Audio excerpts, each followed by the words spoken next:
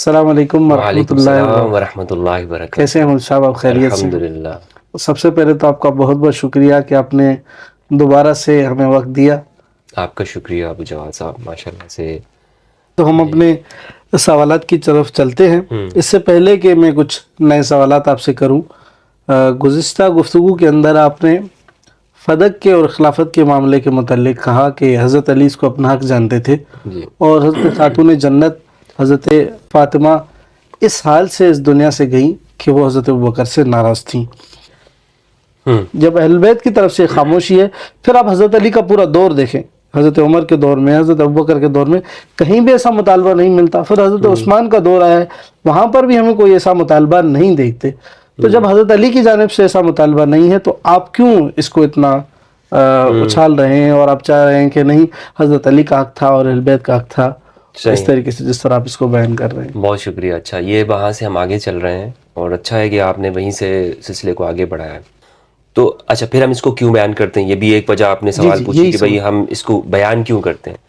دیکھیں، بیان اس لیے کرتے ہیں کہ ایک تو یہ مسلمانوں کے درمیان میں اختلافی مسائل ہیں، صرف میں اس کو بیان نہیں کرتا ہوں، ہماری کتابوں کے اندر لکھا ہوا ہے۔ یہ بخاری کی جو شرح ہے، مسلم کی شرح ہے، جتنے بھی ابن حجر عسقلانی، ابن بطال اور نووی رحمہ اللہ، ذہبی رحمہ اللہ، سب نے اس پر موضوعات پر گفتگو کی ہے نا، حدیثوں کی شرح کر رہے ہیں۔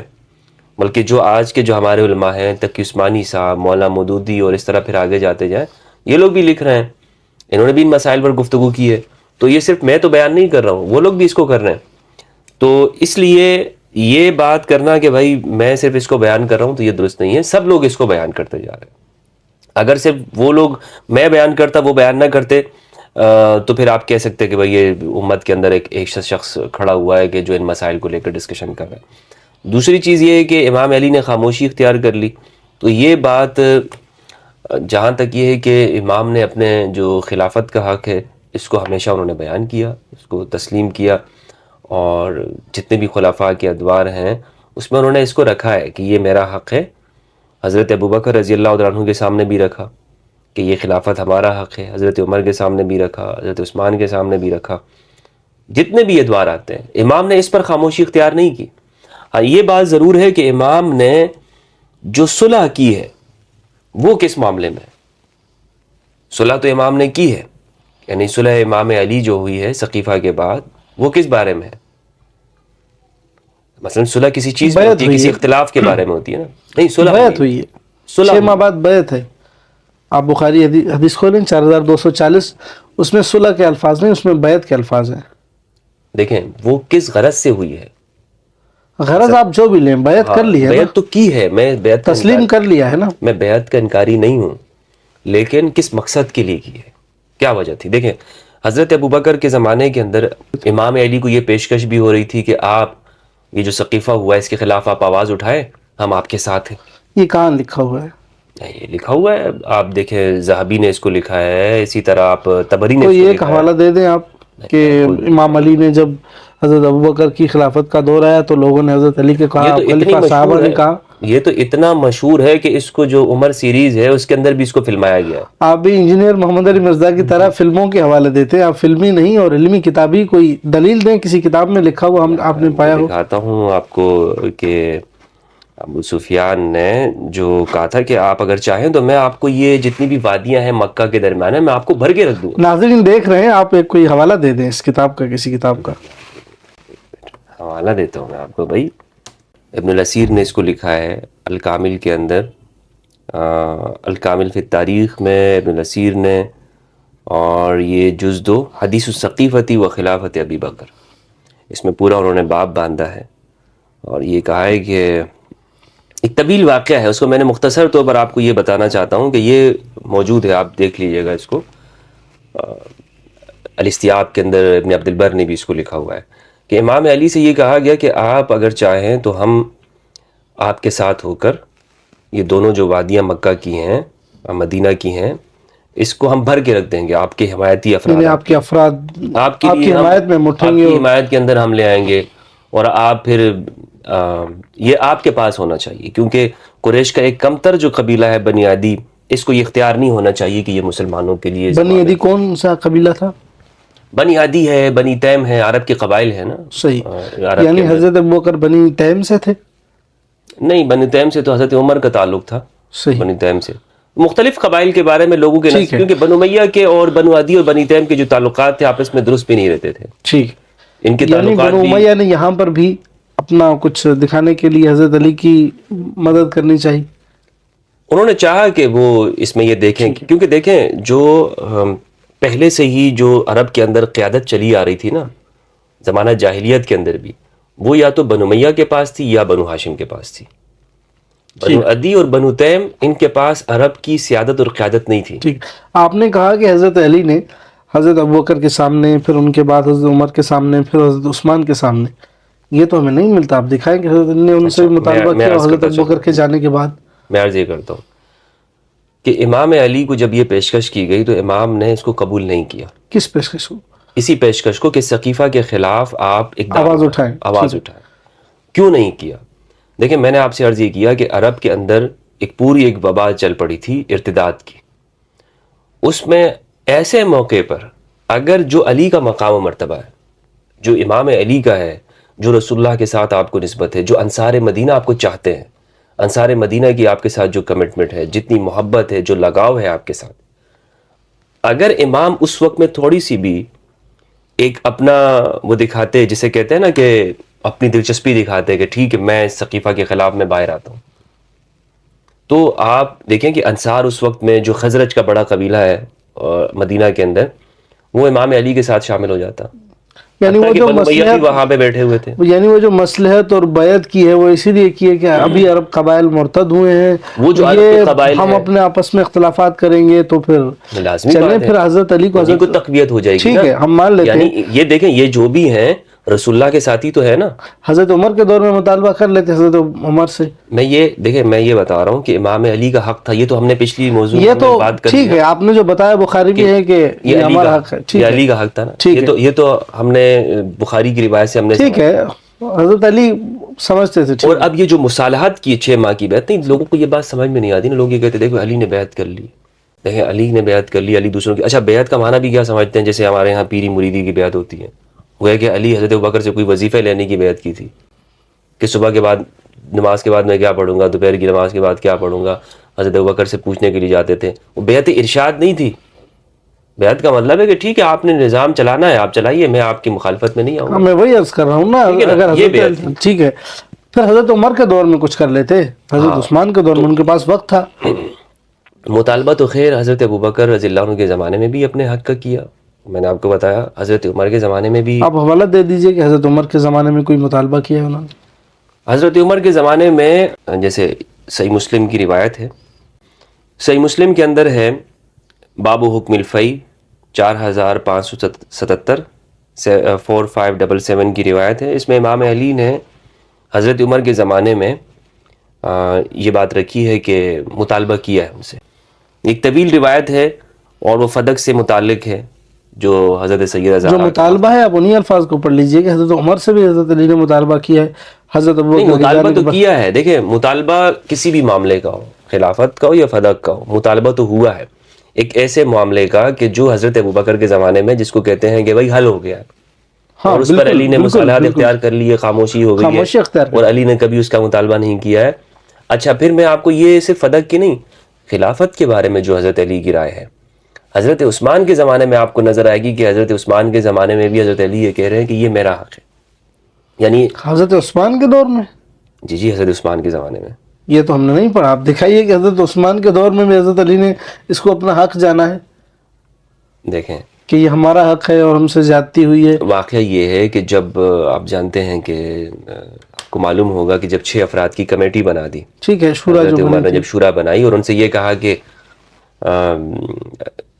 آپ جب اختلاف اگر ہو تو پھر آپ عبد الرحمن بن عوف سے کہا گیا کہ آپ پھر طے کیجئے گا کہ کیا شرائط ہوں گی. ہاں شرائط کے مطابق. ٹھیک ہے. تو حضرت عبد الرحمن بن عوف نے حضرت علی رضی اللہ عنہ کے پاس آئے تھے اور ان سے پوچھا تھا کہ کیا آپ سنت کتاب اللہ، سنت رسول اور سنت شیخین کے اوپر، سیرت شیخین کے اوپر ٹھیک ہے. آپ عمل کریں گے تو آپ ابھی ہاتھ بڑھائیے، میں آپ کی بیعت کرتا ہوں. ٹھیک. تو اس موقع پر امام علی نے کہا کہ بھائی جہاں تک کتاب اللہ اور سنت رسول کی بات ہے تو وہ مجھے قبول ہے، لیکن جہاں تک اگر بات یہاں پہ سیرت شیخین کی ہے تو پھر یہ مجھے قبول نہیں ہے. یہاں پر میں اپنی طاقت کے مطابق کوشش کروں گا. یہ الفاظ ہیں. اچھا، یہ تاریخ المدینہ لابن شبہ جلد 3 صفحہ 924 کے اندر یہ موجود ہے. یہ پورا واقعہ ہے. امام علی نے کہا کہ میں وہی کروں گا کہ جو میرا علم اور میری طاقت ہے. ٹھیک ہے. اور پھر حضرت عثمان سے کہا کہ حضرت عثمان کی جانب وہ عبد الرحمن بن عوف آئے اور ان سے کہا کہ جو بات حضرت علی کے سامنے رکھی گئی وہ بات انہوں نے وہاں پہ بھی رکھ دی. امام علی نے اس موقع پہ کہا کہ جب یہ بیعت ہو گئی نا حضرت عثمان کی، منعقد ہو گئی، تو کہا کہ یہ پہلا دن نہیں ہے. ھذا لیس ھذا اول یوم تظاہرتم فیہ علینا، یہ پہلا دن نہیں ہے جس میں تم لوگوں نے ہماری مخالفت کی ہے. یا کن کو کہا؟ صحابہ کو کہا؟ جی، لوگوں سے کہا کہ جو سامنے موجود تھے، جو بیعت لے رہے تھے. لوگ کون؟ واضح کیجئے. صحابہ تھے؟ یعنی آپ کا مطلب یہ ہے کہ صحابہ سے کہا کہ یہ پہلا دن نہیں ہے، آپ ہمیشہ سے؟ میں کیوں خواہ کسی کا اس طرح کا ایک ٹرم استعمال، اس لفظ کی تو ویسے ہی میں اس کو زیادہ استعمال نہیں کرتا. میں مومنین کا لفظ استعمال کرتا ہوں کیونکہ قرآن نے اس کو استعمال نہیں کیا. تو میں جو لوگ بھی سامنے تھے ان سے کہا کہ یعنی حضرت عبد الرحمن بن عوف تھے، حضرت عثمان بن عفان تھے اور دیگر صحابہ کرام جو تھے، ان کے سامنے حضرت نے یہ کلمات کہے کہ یہ پہلا دن نہیں ہے. ہاں، ان کے سامنے یہ گئے لیس ھذا اول یوم تظاہرتم فیہ علینا فصبر جمیل واللہ المستعان علی ما تصفون. سورہ یوسف کی آیت نمبر 18. فرمایا کہ یہ پہلا دن نہیں ہے کہ جس میں تم ہمارے خلاف اجتماع ہوا ہے. فصبر جمیل، صبر جمیل کروں گا میں. اللہ ہی طاقت دینے والا ہے، مستعان ہے. علی ما تصفون، یہ حضرت علی نے کہا ہے. حضرت علی نے کہا. یعنی حضرت عمر کے دور میں بھی اور حضرت عثمان کے دور میں بھی. تو امام علی نے اپنا ایک موقف پیش کیا کہ یہ اس روایت کی سند کیسی ہے؟ یہ روایت موجود ہے. بہرحال میں آپ سند دیکھتے رہیے گا اس کی. میں زیادہ اس حوالے سے گفتگو نہیں کرتا ہوں کہ یہ سند کیا ہے. میرا مقصد یہ ہے کہ جو ہماری کتابوں کے اندر جو چیزیں موجود ہیں، ہر بات صحیح نہیں ہوا کرتی مفتی صاحب. ٹھیک ہے، پھر آپ خود بھی کچھ چیزوں پر جرا کرتے ہیں کہ یہ ضعیف ہے، یہ فلاں ہے. یہ میں آپ کے لیے چھوڑتا ہوں، یہ آپ کر لیجیے گا، یا میں ناظرین کے اوپر چھوڑتا ہوں کہ وہ دیکھ لیں اس کو. لیکن بہرحال کتاب کے اندر موجود ہے. میں آپ کو نمبر بتا دیتا ہوں. تاریخ المدینہ المنورہ لابن شبہ جلد 3 صفحہ 924 ہے. یہ یہاں پہ موجود ہے. اور یہ بلکہ ذہبی نے بھی سیر اعلام النبلاء کے اندر اتنا حصہ اس کو نقل کیا ہے کہ میں اپنے علم اور طاقت کے مطابق اس کو پر عمل کروں گا. تو حضرت علی نے اپنا ایک فیصلہ سنایا ہے کہ یہ پہلی مرتبہ نہیں ہے کہ جو میرے ساتھ اس طرح ہوا ہے. ٹھیک ہے، میں صبر جمیل کروں گا. اور مولا نے صبر کیا ہے، حضرت علی نے صبر کیا ہے. یہی وہ چیز ہے کہ جو آج ہمیں سوچنا چاہیے کہ جو حضرت علی کا موقف ہے، جو خلفاء کے ساتھ آپ کا ہے وہ الگ ہے، اور جو صفین میں آپ کا ہے وہ الگ ہے. اتنا بڑا فرق ہمیں نظر آتا ہے. یعنی علی اگر چاہتے تو اس دن وہ تلوار نکال لیتے. علی اگر چاہتے تو وہ اس دن جس طرح آپ کو پیشکش ہو رہی تھی، لیکن آپ نے امت کے مصلحت کو دیکھتے ہوئے آپ نے یہ نہیں کیا. ٹھیک ہے. اچھا، اب ہم اپنے سوالات کی طرف آتے ہیں. تو یہ دونوں آپ کے سوال ہو گئے نا جو کہ علی نے اپنی زندگی میں کبھی مطالبہ نہیں کیا. ہم ان روایت کو دیکھ لیں گے بہرحال کہ حضرت علی نے حضرت ابو بکر کے دور میں، حضرت عمر کے دور میں اور حضرت عثمان کے دور میں بھی اپنے حق کی بات کی کہ یہ ہمارا حق تھا اور میں حضرت ابو بکر اور عمر کی سیرت پر نہیں چلوں گا، میں کتاب اللہ اور سنت پر چلوں گا اور اپنے بلبوتے پر اپنے علم کے مطابق ہر فیصلے کو انجام دوں گا. اس کو ہم بہرحال روایت کو دیکھ لیں گے. اب ہم چلتے ہیں ایک نئے سوال. ذہبی نے تو اس کو نقل کیا ہے، صحیح سند ہے اس کی. ذہبی نے سند صحیح ہے اس کی. ذہبی نے اس کو نقل کیا ہے، اس کو سیر اعلام النبلاء کے اندر، تاریخ الاسلام. ٹھیک ہے، ہم اس کو دیکھ لیں گے. اب ہم اپنے نئے سوالات کی طرف چلتے ہیں. عموماً ہم نے اہل سنت کے اندر 4 فقہ کو دیکھا ہے. فقہ حنفی، فقہ شافعی، فقہ مالکی اور فقہ حنبلی، یعنی امام احمد بن حنبل.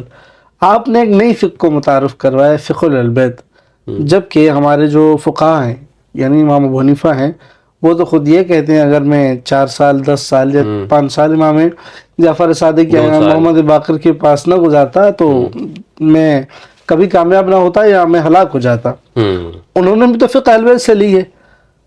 یعنی جس طرح آج آپ فقہ کو متعارف کروا رہے ہیں، یہ امام ابو حنیفہ کو کرنا چاہیے تھا.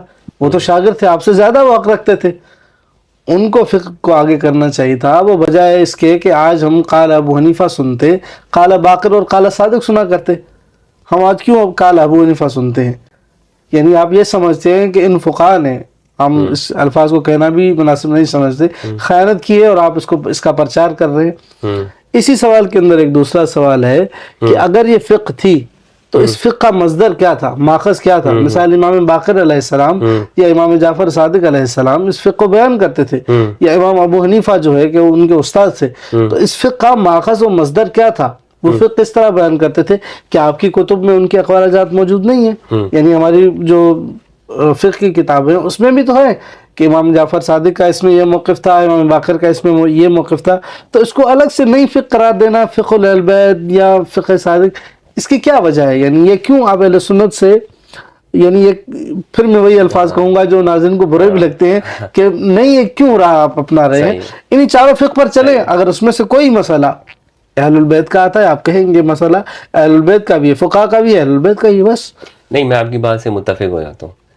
یعنی یہ چاروں اگر ان پانچویں کا ہم اضافہ کر لیتے ہیں تو پھر لوگوں کو کیا تکلیف ہوگی اس سے؟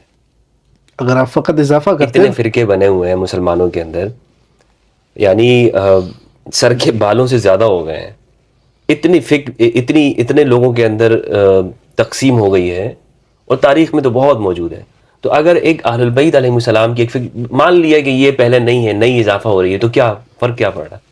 مسئلہ کیا ہو رہا ہے؟ اس سے یہ تاثر دے رہے ہیں نا، اس آپ کی گفتگو سے یہ تاثر جا رہا ہے کہ دیکھیں میں اہل بیت کی فقہ بیان کر رہا ہوں، سابقہ تاریخ میں کسی نے بھی بیان نہیں کیا اور آج کے علماء بھی بیان نہیں کرتے، میں اہل بیت کی جو ہے فقہ بیان کر رہا ہوں. صحیح ہے. اس سے یہ تاثر جاتا ہے نا. اس پہ غالباً ہم نے یہ بات کہی تھی، یا میں نے کسی اور سے گفتگو کرتے ہوئے، کہ یہ جو ہمارے پاس جو اہل سنت علماء کے جو فقہ موجود ہے، ایک تو یہ خود ان کے شاگرد رہے ہیں ان ائمہ اہل بیت علیہ السلام کے. آپ نے بتایا بھی کہ امام ابو حنیفہ، بلکہ ابو زہرہ مصری نے کتاب جو لکھی ہے ابو حنیفہ کی زندگی کے اوپر، شبلی نعمانی نے کتاب لکھی ہے سیرت النعمان کے نام سے، سیرت النعمان کے اوپر، تو اس میں انہوں نے لکھا ہے کہ یہ امام جعفر صادق علیہ السلام کے شاگرد ہیں. اور ابن تیمیہ کا جو وہ اعتراض ہے کہ یہ کیسے ہو سکتے ہیں دونوں کی عمر ہے، کہ کیونکہ امام جعفر صادق علیہ السلام کی جو پیدائش ہے وہ 80 ہجری ہے، ابو حنیفہ بھی اسی دن پیدا ہوئے ہیں، یہ دونوں میں مشابہت آپ دیکھ لیں، تو عمر بھی ایک جتنی ہے. تو وہ کہہ رہے ہیں دونوں ہم عمر ہیں، یہ کیسے ہو سکتا ہے کہ ابو حنیفہ کا جو استاد ہو وہ جعفر صادق ہو علیہ السلام؟ یہ تو نہیں ہو سکتا. تو شبلی نعمانی نے وہاں پر صحیح ٹائٹ کیا ہے ابن تیمیہ کو اور کہا کہ یہ آپ کیسی بات کرتے ہو؟ ابو حنیفہ کی کیا جرت ہے کہ وہ امام جعفر صادق علیہ السلام کا استاد بن سکے؟ یا یعنی علم کے اندر جو مقام و مرتبہ ہے. اور یہاں شبلی نعمانی نے کہا ہے کہ جو گھر والے ہیں وہ دین کو زیادہ جانتے ہیں. عام زندگی کے قاعدے کے اندر بھی یہی ہوتا ہے کہ گھر والے اس معاملے کو زیادہ جانتے ہیں. تو کہا کہ یہ دین کا معاملہ ہے، لیکن اس کے باوجود تو بہرحال یہ کہ انہوں نے جواب دیا ہے اس کا. اور ہمارے جو یہ تو متفقہ شدہ ہے کہ علماء نے لکھا ہے کہ امام ابو حنیفہ، یہ تو متفقہ طور پر بات ہے کہ وہ ان کے شاگرد تھے. دوسری بات یہ، آپ فقہ حنفی کو پڑھیں گے نا، یا ہمارے ہاں جو فقہ شافعی ہے، جو بھی آپ فقہ اہل سنت پڑھیں گے، تو اس میں ایک مسئلہ ہے تو اس میں 3 سے 4 قول ہوتے ہیں. مثلا حتی یتربصن بانفسہن ثلاثۃ قروء. اب یہ قروء کا جو لفظ ہے، اس میں اولاً تو جو سنیوں کے اندر جو فقہ ہے مثلا حنفی اور شافعی، تو اس میں اختلاف ہے کہ یہ قروء کے لفظ سے کیا مراد ہے، قروء سے مراد طہر ہے یا حیض ہے. اسی طرح پھر ایک اختلاف ہوتا ہے خود حنفیوں کے اندر ہی. حنفیوں کے اندر 4 اسکول پھر آگے پڑھائے جاتے ہیں. مثلا زفر کا ہے، ابو یوسف ہے، محمد بن حسن شیبانی کا ہے. اور ایک قول یہ ہوتا ہے کہ جس میں یہ دونوں ایک ہوں گے، یعنی محمد بن حسن شیبانی اور ابو یوسف، قاضی ابو یوسف، جہاں پر یہ ہوں تو کہتے ہیں صاحبین. یا ایسا ہوتا ہے کہ صاحبین شیخین تب کہتے ہیں کہ جب ابو حنیفہ کے ساتھ ابو یوسف ہوگا. ٹھیک. یا کہتے ہیں طرفین، وہ تب کہتے ہیں کہ جب ابو حنیفہ کے ساتھ امام محمد ہوں گے. ٹھیک ہے، یعنی دونوں کا قول ملتا ہے. امام محمد والے موطا امام محمد ہیں، وہ ابو حنیفہ کے شاگرد ہیں، محمد بن حسن شیبانی. زفر بن حذیل، ان کو وہ کسی کھاتے میں نہیں ڈالتے ہیں، کیونکہ زفر کے اقوال اگر آپ دیکھیں گے تو زفر اکثر شافعی کے اقوال کے ساتھ مطابقت والے ہوتے ہیں. ٹھیک. اور شافعی کے جو اقوال ہیں اگر آپ وہ چیک کریں گے تو وہ آپ کو نظر آئے گا کہ وہ امام جعفر صادق علیہ السلام کے ساتھ بالکل قریب ہوتے ہیں. اور جو اب فتویٰ کیا کس پر دیتے ہیں؟ فتویٰ ہمارے ہاں اس پہ دیا جاتا ہے کہ جو ابو یوسف کا یا محمد بن حسن شیبانی کا قول ہوتا ہے. ابو حنیفہ کی جو فقہ خود امام ابو حنیفہ کے نام پر ہے، خود ان کی فقہ کے اندر ابو حنیفہ کے مسائل پر بہت کم فتویٰ ہوتا ہے. جو ابو حنیفہ نے بیان تو کیا. آج یہ جو رد المختار ہے یا دیگر فقہ ہیں یہ کن کی ہیں پھر؟ یہ تو ہے تو ابو حنیفہ کے نام، یہ فقہ حنفی ہے، فقہ ابو حنیفہ نہیں ہے. یہ ایک عجیب بات ہے کہ فقہ حنفی ہے لیکن فقہ ابو حنیفہ نہیں ہے. ہاں یہ ایک بات ہے، یہ اسی طرح ہے کیونکہ وہ کہتے ہیں شاگردوں کی بات بھی ہے. مثلا اس میں بعد کے زمانے میں آنے والے جو حنفی علماء ہیں، حسکفی ہے، چلپی ہے اور قندوزی ہے، سمرقندی ہے، یہ جتنے بھی ہمارے ہاں ماوراء النہر کے جو علماء ہیں ان کے اقوال بھی پھر شامل ہو گئے اور وہ حنفی اس میں آ گئے. جیسے یہ آپ دیکھ لیں کہ فتاوی دارالعلوم دیوبند ہے، فتاوی رضویہ ہے، یہ حنفی فقہ کے اوپر بنے ہوئے ہیں، لیکن یہ ابو حنیفہ کی فتوے تو نہیں ہے نا، اس سے ماخذ ان کے اخذ شدہ اخذ مسائل شدہ ہے. ہے. تو اسی طرح وہ سارا کام ہوا ہے. ابو حنیفہ کی خود کوئی کتابیں موجود نہیں ہیں. شبلی نے بھی اس کی تصریح کی ہے کہ ابو حنیفہ، حتیٰ کہ جو الفقہ الاکبر کے نام سے کتاب موجود ہے، یہ امام ابو حنیفہ رحمہ اللہ کی کتاب نہیں ہے، اس میں اختلاف ہے، اس کی نسبت کے اندر بھی اختلاف ہے. تو ابو حنیفہ رحمہ اللہ کی کوئی کتاب موجود نہیں ہے. بہرحال میں عرض یہ کر رہا تھا کہ آپ نے جو سوال یہ کیا ہے کہ پھر انہوں نے یہ جو بات ہم کہہ رہے ہیں گویا کہ ایک نئی بات ہے فقہ حنفی، یہ نئی بات نہیں ہے، اصل فقہ انہی کے گھر کی ہے. اصل جو اس فقہ میں ہے تو اختلاف علم، نہیں ہے نا، کیونکہ علم تو حضرت امام ابو حنیفہ نے بھی امام صادق سے ہی لیا. جب امام جعفر صادق سے لیا تو بس ان کی فقہ ہو گئی، ان کی فقہ آ گئی آپ کو، کسی نہ کسی ذریعے سے آپ تک فقہ پہنچ گئی. یہ اعتراض تو آپ کا تب بنتا تھا جب اہل سنت میں اہل بیت سے فقہ نہیں لی جاتی. امام ابو حنیفہ نے وہیں سے فقہ لی ہے نا، تو اس کو نئے طریقے سے بیان کرنا اور فقہ اہل بیت قرار دینا. دیکھیں کیا رسول اللہ نے ہمیں ابو حنیفہ، شافعی، مالکی، احمد بن حنبل کی اتباع کا کہا یا اہل البیت کی اتباع کا کہا ہے؟ کس کی اتباع کا کہا ہے؟ کوئی ایک روایت آپ مجھے بتا دیں کہ جس میں یہ کہا ہو کہ آپ میرے بعد امت تم ان کی پیروی کرنا. کیا یہ منسوس ہے؟ یہ تو امت نے بنائے ہیں نا، انہوں نے اپنی محنت کر کے بنے ہیں. تو یہ میں تو بہت سارے لوگوں کے سامنے یہ سوال اٹھاتا ہوں کہ اگر ہم ان کے نام یاد رکھتے ہیں تو پھر جو اہل البیت کے ائمہ ہیں ان کے بارے میں ہم کیوں گفتگو نہیں کرتے؟ ان کی فقہ کہاں پر ہے؟ پھر آپ نے ماخذ کے بارے میں سوال کیا. ان کا ماخذ یعنی آپ، یہ بہت اختلاف ہے کہ ابو حنیفہ کے جو اساتذہ ہیں وہ کون ہیں دوسروں کے اساتذہ کے بارے میں، اہل البیت کو چھوڑ کر. لیکن ان کے جو اساتذہ ہیں یہ تو ہمیں معلوم ہے. امام جعفر صادق علیہ السلام کے استاد کون ہیں؟ امام محمد الباقر ہیں. امام محمد الباقر کے استاد کون ہیں؟ امام زین العابدین علیہ السلام ہیں. ان کے استاد امام حسین سید الشہداء ہیں، پھر ان کے امام علی ہیں. ان کے اساتذہ ہمیں معلوم ہے، ان کا سند کا سلسلہ ہمیں معلوم ہے. دوسروں کا اتنی وضاحت کے ساتھ کیا ہم بیان کر سکتے ہیں کہ علم انہوں نے کہاں سے لیا، کس ذریعے سے ان کو معلومات ملی، اور کس طرح وہ فتویٰ دیا کرتے تھے، ان کا تقویٰ، ان کی ورع کے اندر. بلا شک و شبہ یہ ایک متقی لوگ تھے، متورعین تھے، اور یعنی صالح علماء تھے ہمارے، جو ابو حنیفہ یہ ہمارے ائمہ بیان کیے جاتے ہیں. لیکن جو مقام و مرتبہ ان کا دین کے اندر، تقویٰ کے اندر، حفظ کے اندر جو ائمہ اہل البیت کا، یہ تو کسی کا نہیں ہے نا. پھر ماخذ کی جہاں تک بات ہے، میں آپ کو بتاؤں کہ یہ ہمارے دارالعلوم دیوبند کے ہمارے عالم گزرے ہیں، مولانا سید مناظر حسن گیلانی. انہوں نے کتاب یہ جو لکھی ہے تدوین حدیث، اس میں انہوں نے تفصیل کے ساتھ اس موضوع پر گفتگو کی ہے کہ یہ حدیث کیسے تدوین ہوئی اور کیسے ہم تک پہنچی ہے. جو لوگ یہ کہتے ہیں، ہمارا سوال ہے کہ اہل بیت کے علوم کے مصادر کیا ہے، آپ اس کا جواب دے دیجئے کہ اہل بیت کے جو علوم ہیں، یہ جو امام ابو حنیفہ نے یا امام مالک نے، جنہوں نے بھی اہل بیت سے علم حاصل کیا، یہ کوئی اور چیز ہے؟ اہل بیت کے پاس الگ سے کوئی علم تھا، الگ سے کچھ کتابیں تھیں جن سے وہ فتاویٰ دیا کرتے تھے؟ امام ابو حنیفہ کی جو فقہ ہے، یا مثال دیگر فقہاء کے پاس جو فتاویٰ تھی، یا بعد میں ان کی فقہ مدون کی گئی، کتابیں لکھی گئی، کیا اہل البیت کے پاس بھی کوئی فقہ تھی؟ امام علی کے پاس بھی کوئی کتاب تھی جس سے وہ مسائل بیان کرتے ہوں؟ امام جعفر صادق کے پاس بھی کوئی کتاب تھی جس سے وہ کہتے ہوں کہ یہ فلاں کی کتاب ہے، یہ رسول اللہ کی کتاب ہے، میں اس سے بیان کرتا ہوں؟ فقہ تمام جتنی بھی ہیں ان کا مصدر تو احادیث رسول ہی ہے نا. جتنے بھی فقہاء بیان کرتے ہیں اپنی جیب سے تو نہیں کرتے. امام ابو حنیفہ کا فتویٰ بھی تو قرآن حدیث سے ماخوذ ہے. آپ بتائیں کہ اہل بیت کی جو فقہ تھی ان کے پاس ایک خاص علم تو یقیناً یہ تو بلا شبہ تھا، لیکن کیا ان کے پاس کچھ کتابیں تھیں جن سے وہ فتاویٰ دیا کرتے تھے؟ الگ کچھ تھا تو آپ بتائیں ہم.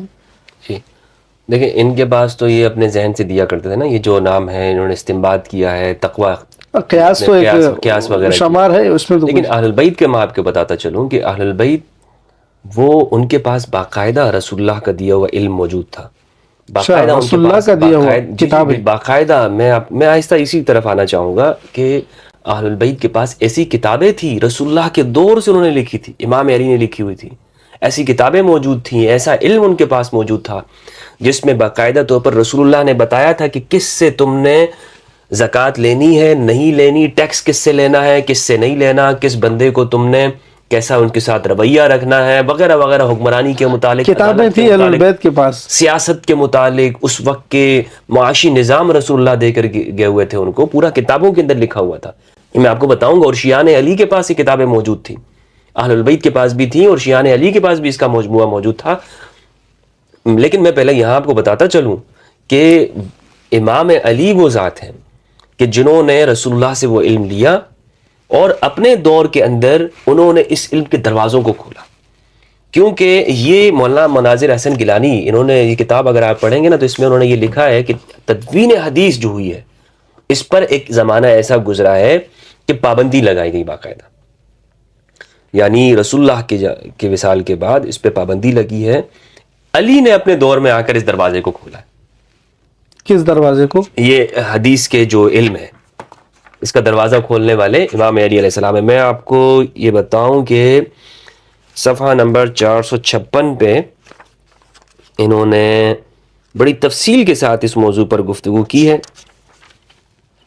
کہ اگر تفصیل کے ساتھ کی ہے تو ناظرین کو آپ ان کا باب اور کتاب کا نام بتا دیں تاکہ سب اس کو یہ کتاب ہے تدوین حدیث مناظر احسن گیلانی کی، صفحہ نمبر 456 454. اس میں انہوں نے اس موضوع پر گفتگو کی. اچھا، میں جو آپ کو بتانا چاہتا ہوں، سب سے پہلے ایک چیز میں آپ کو دکھاتا چلوں. یہ کہتے ہیں کہ میں نے آپ سے عرض یہ کیا کہ امام علی علیہ السلام کے پاس ایک کتاب تھی، ایک صحیفہ تھا باقاعدہ. امام علی علیہ السلام وہاں پر لوگوں سے اس سے مسئلہ بیان کیا کرتے تھے، اور صحیفے سے، اس صحیفے سے. ٹھیک. اور اگر اب ان کے سامنے کوئی اس طرح کا کام کرتا کہ جو مسئلہ کچھ اور ہوتا تو امام علی علیہ السلام ان کے سامنے وہ صحیفہ رکھ دیا کرتے تھے. اس سے میں آپ کو ایک مثال بھی انشاءاللہ دوں گا تو جو واضح ہو جائے گی مثال.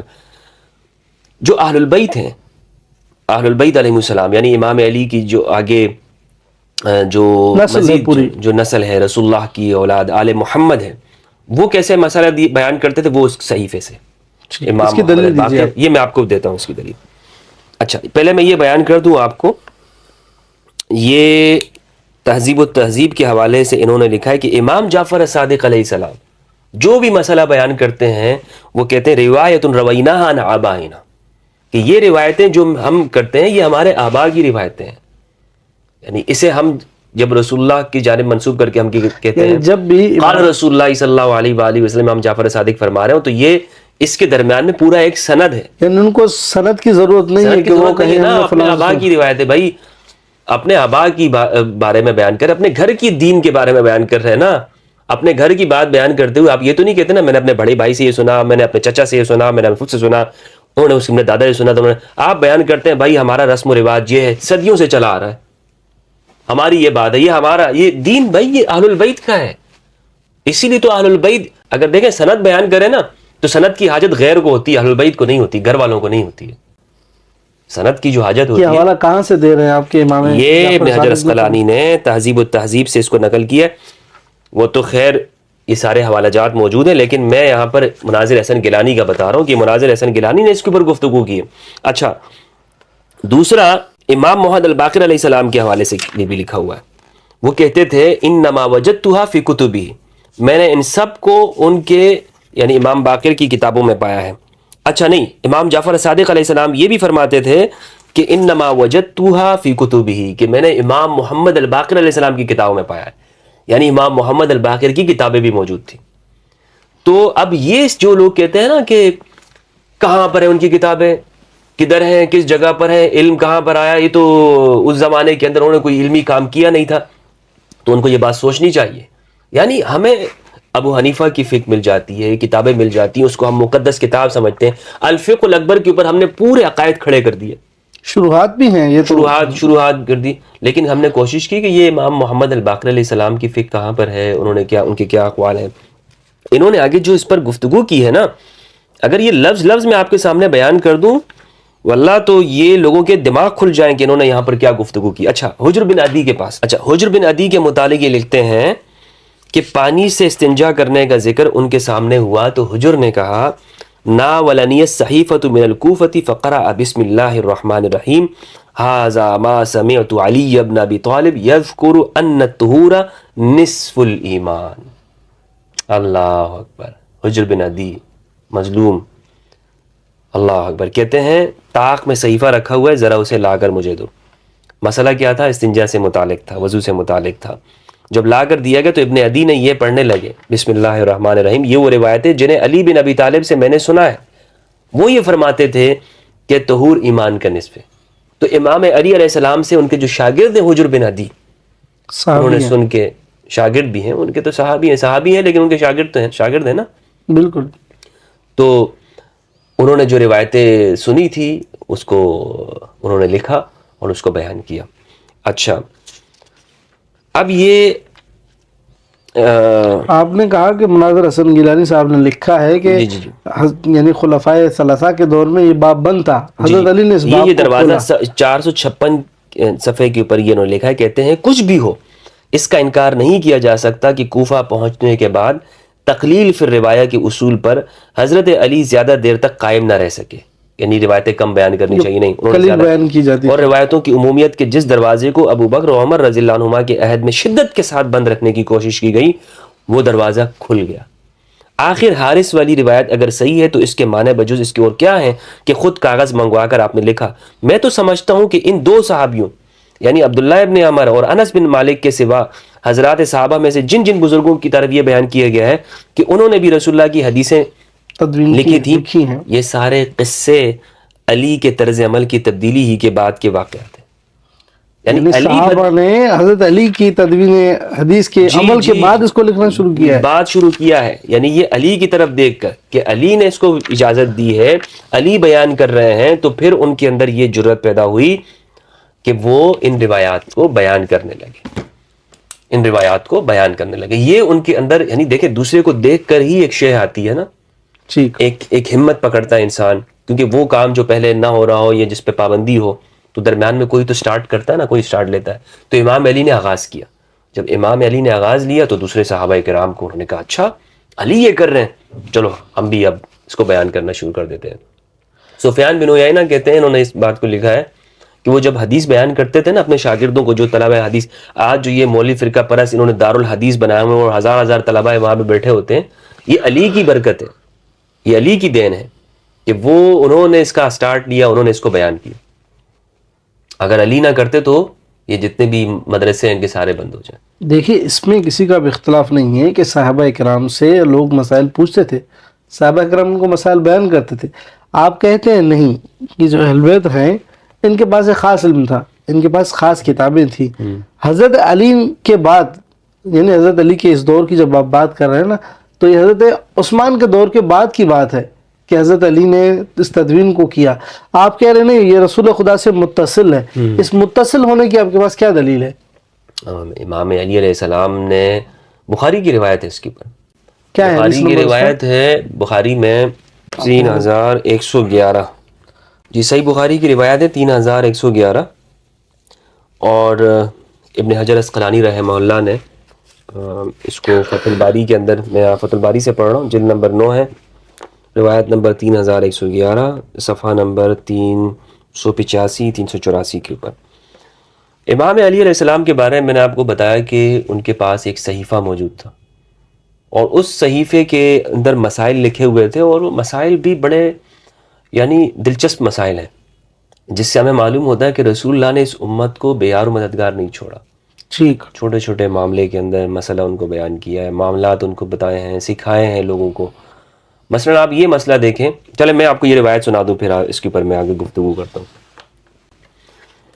کہتے ہیں محمد بن حنفیہ سے یہ روایت ہے, وہ کہتے ہیں لو کان علی ذاکرا عثمان ذکرہ یوم جاءہ ناس فشکوا سعات عثمان. کچھ لوگ حضرت علی کے پاس آئے اور انہوں نے حضرت علی سے یہ شکایت کی کہ علی کے سامنے جو عثمان کے جو عاملین ہیں ان کی شکایت کی, جو ٹیکس لینے والے تھے. سعات کہتے ہیں ٹیکس لینے والے. تو حضرت علی نے کہا کہ جاؤ اور حضرت عثمان کو بتاؤ کہ یہ رسول اللہ کا صدقہ، انہا صدقۃ رسول اللہ صلی اللہ علیہ وآلہ وسلم، یعنی یہ جو تم لوگوں سے لے رہے ہو نا، یہ رسول اللہ کا صدقہ ہے، ٹھیک، یعنی یہ سب کچھ تو خیرات رسول اللہ کی ہے۔ تو فرمایا کہ فَمُرْ سُعَاتَكَ يَعْمَلُوا بِهَا، اپنے جو ٹیکس لینے والے ہیں ان کو حکم دیں، يَعْمَلُوا بِهَا، عاملین کو، کہ وہ اس کے مطابق عمل کریں۔ کس کے مطابق؟ یہ جو کتاب میں آپ کو محمد بن حنفیہ کو کہا کہ یہ جا کے دے کے آؤ۔ فَأَتَيْتُهُ بِهَا فَقَالَ أَغْنِهَا عَنَّا، تو وہ کہتے ہیں کہ میں وہ کتاب لے کر آیا حضرت عثمان کے پاس، تو انہوں نے کہا کہ آپ انہیں اس کتاب کو ہم سے دور کریں، دور رکھیں ہم سے۔ یعنی حضرت عثمان نے اس کتاب سے انکار کیا کہ اس کو دور کریں ہم سے۔ میں بتاتا ہوں، پوری تفصیل آپ کو بتاتا ہوں۔ فَأَتَيْتُ بِهَا عَلِيًّا فَأَخْبَرْتُهُ، تو میں علی کے پاس آیا اور میں نے کہا کہ وہ کہتے ہیں کہ ہمیں اس کی حاجت نہیں ہے، حاجت نہیں ہے۔ میں نے ان کو یہ واقعہ بیان کر دیا، دعها حیث اخذتها، آپ انہیں اسی جگہ پہ رکھ دیں جہاں سے آپ نے اٹھائی تھی اٹھایا تھا۔ اب یہ اس میں آپ یہ دیکھیں کہ دو تین باتیں ہیں۔ ہمارے اہل سنت علماء نے اس میں حضرت عثمان رضی اللہ تعالیٰ عنہ کے حوالے سے جو یہ حضرت عثمان نے کہا ہے نا کہ مجھے ہم سے اس کو کوئی ہٹا، غرض نہیں، ہاں تو ہم ضرورت نہیں ہے۔ اچھا، اس کتاب کے اندر مسئلہ کیا تھا؟ یہ بڑی دلچسپ بات ہے۔ اس کتاب کے اندر مسئلہ یہ تھا کہ ابن حجر نے کہا کہ یہاں پر تو موجود نہیں ہے بات کہ اس روایت کے اندر کہ وہ مسئلہ کیا تھا۔ ابن حجر نے اسے نقل کیا ہے آگے، اور وہ کہتے ہیں کہ بہت زبردست انہوں نے یہاں پر اس حوالے سے گفتگو کی ہے، خطابی کے حوالے سے۔ کہتے ہیں کہ اس صحیفے میں یہ روایت تھی کہ رسول اللہ نے فرمایا کہ یہ جو چھوٹے چھوٹے جو مال مویشی پالنے والے ہیں، بھیڑ بکریاں پالنے والے ہیں، بکریوں کے بچے جن کے پاس ہوتے ہیں، تھوڑا سا دودھ ان کو ملتا ہے، ان سے ٹیکس نہیں لینا۔ اور یعنی غربا جو ہیں، غربا جو ہیں، یہ ایک روایت انہوں نے یہاں پہ بیان کی ہے۔ کہتے ہیں اس کی سند اگرچہ ضعیف ہے لیکن یہاں پر یہ بات موجود ہے۔ اچھا، اور یہ جو کتاب والی جو سند ہے، یہ کہتے ہیں صفحہ نمبر 379 کے اوپر، وفی روایت ابن ابی شیبہ خذ کتاب السعات فاذهب به الى عثمان، اس میں باقاعدہ کتاب کے الفاظ موجود ہیں کہ یہ کتاب لے کر جاؤ۔ یہ صحیفہ ہے نا، روایت کے اندر یہ ہے کہ صحیفہ کوئی کہہ سکتا ہے کہ بھائی 2-4 صفحے ہوں گے، لکھے کاغذ کا کوئی ٹکڑا ہوگا، کاغذ کا کوئی ٹکڑا ہوگا، تو ابن ابی شیبہ کے اندر الفاظ ہیں کہ پوری کتاب تھی وہ، یعنی اس پوری کتاب کو امام علی علیہ السلام نے بھیجا تھا، اور امام کے پاس ایک پوری اپنے وقت کے اندر رسول اللہ کے مستقل کتاب تھی، مستقل کتاب تھی۔ اسی کتاب سے پھر آگے اہل البیت بیان کرتے تھے، اسی کتاب سے امام محمد الباقر، امام حسن، امام حسین، امام محمد، امام زین العابدین، امام محمد الباقر، امام جعفر صادق مسائل بیان کرتے تھے، حتیٰ کہ وہ امام علی رضا علیہ السلام کے پاس بھی تھی۔ اب آپ کی بات جو ہے نا، اب آپ کے لیے ہم ایک کام کو آسان کرتے تھے۔ آپ نے کہا کہ یہ جو فقہ اہل بیت ہے یہ رسول خدا سے اخذ شدہ ہے، حضرت علی کے پاس لکھی ہوئی کتاب تھی، یہ آپ نے دکھایا صحیح بخاری سے۔ اہل البیت اس سے مسائل بیان کرتے تھے اس کتاب سے، یعنی حضرت علی کے پاس کتاب ہے، کتاب علی، اس سے مسائل بیان کرتے تھے۔ اس کی کوئی ایک مثال آپ دیجئے کہ اہل البیت نے فقہ بھی اس سے بیان کیا۔ اللہ اکبر، اہل البیت اس سے مسائل بیان کرتے تھے۔ نہیں، اہل بیت نے کبھی نام لیا ہو کہ یہ کتاب ہے رسول اللہ کی، حضرت علی کی کتاب ہے؟ اس میں کتاب جو لکھی ہے نا پورے اس موضوع کے اوپر، یہ فقہ الآل کتاب ہے، اس میں کئی مثالیں ایسی لکھی ہیں۔ ایک مثال میں آپ کو بتاؤں گا کہ جو حنفیوں اور ہمارے یہاں وہابیوں کے درمیان میں بڑا ایک وہ چلتا ہے، یہ فقہ الآل، یہ شیخ امین بن صالح حران الحدہ، اس میں انہوں نے 1000 مثالیں لکھی ہیں۔ دیکھیں یہ اقوال اجاد جو آپ دکھا رہے ہیں فقہ الآل سے، یہ ہماری کتابوں میں موجود ہیں، اور آپ نے خود بھی اس کو بیان کیا کہ جب 4 اقوال علماء اہل سنت کے ہوتے ہیں تو اس میں سے ایک امام جعفر صادق کا بھی ہوتا ہے، لیکن میں حالانکہ اس کو وہ نام لے کر بیان نہیں کر رہے ہوتے۔ چلیں اس کو، یہ ایک الگ موضوع ہے۔ میں یہ کہہ رہا ہوں کہ جو یہ حضرت علی کی ایک کتاب کا ذکر آپ نے کیا جو صحیح بخاری کے اندر موجود ہے کہ حضرت علی کی کتاب تھی، اس سے انہوں نے حضرت عثمان کو ایک مسئلہ بیان کیا، یہ کتابیں آخر کہاں گئی؟ کیا اہل البیت کے پاس یہ کتابیں تھی؟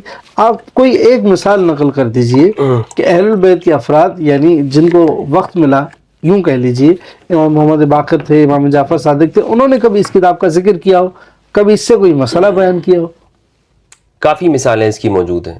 آپ کو ایک دے دیجئے، آپ کو ایک دے دیجئے۔ روایات میں مصنف ابن شیبہ کے اندر روایت موجود ہے کہ امام جعفر صادق علیہ السلام نے فرمایا کہ امام زین العابدین علیہ السلام کے حوالے سے کہا ہے، یہ روایت موجود ہے کہ یہ جو مسئلہ ان سے پوچھا گیا کہ کیا یہ سمندر کے جو جانور وغیرہ ہیں ان کے حوالے سے کیا یہ جو کیکڑا ہے اس کے حوالے سے پوچھا گیا تو امام نے کہا کہ یہ ہماری اس کتاب کے اندر موجود ہے کہ یہ کیکڑا اور ٹڈی، کس کتاب کے اندر؟